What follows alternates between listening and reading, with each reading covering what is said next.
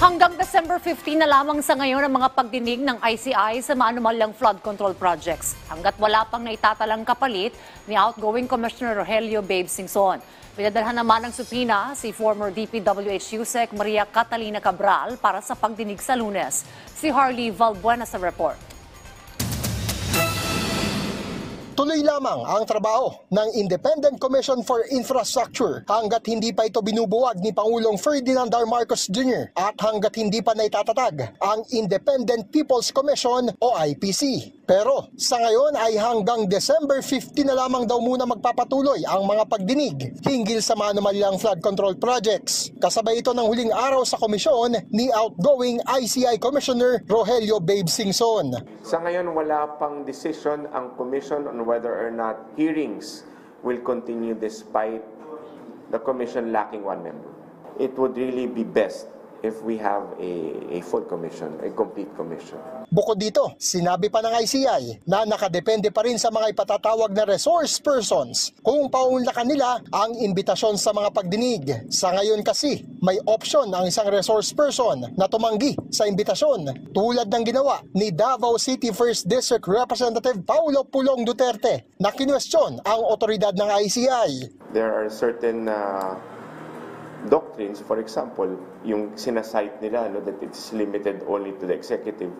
But nevertheless, there are lawmakers appearing before us. We've invited them. They've appeared because they want to share their information with the commission. Kabilang sa mga pinadalhan ng sabpina ay si former Department of Public Works and Highways Undersecretary Maria Catalina Cabral para sa hearing sa December 15. Habang wala pang katiyakan kung magkakaroon ng mga pagdinig pagkatapos ng December 15, kabilang sa mga ikinokonsidera ng ICI ay ang pagsasagawa ng table hearings kung saan tatalakayin ng komisyon ang mga hawak na dokumento para sa case build-up at case referrals. Sa ngayon, prioridad ng ICI ang 80 maanumalyang proyektong natukoy sa tulong ng PNP-CIDG at nagsilbing kontraktor ng mga ito ang top 15 construction companies na pinangalanan ng Pangulo. Matatandang humiling na ang Pangulo sa Kongreso na gawing prioridad ang pagpasa ng panukalang batas na lilikha ng mas makapangyarihang Independent People's Commission. Sinabi naman ng komisyon na nakadepende pa rin sa kalalabasan ng panukala kung ang ICI ay magiging redundant o magiging duplicate na lamang ng isinusulong na IPC. Pero kahit wala pang katiyakan sa kapalaran ng ICI sa inaharap, mayroon naman daw itong mga may pagmamalaking achievements tulad ng mga naisumiting referral sa Ombudsman na kalaunan ay nagbunga sa pagsasampa ng kaso sa Sandigan Bayan at pagkakaaresto ng ilang personalidad.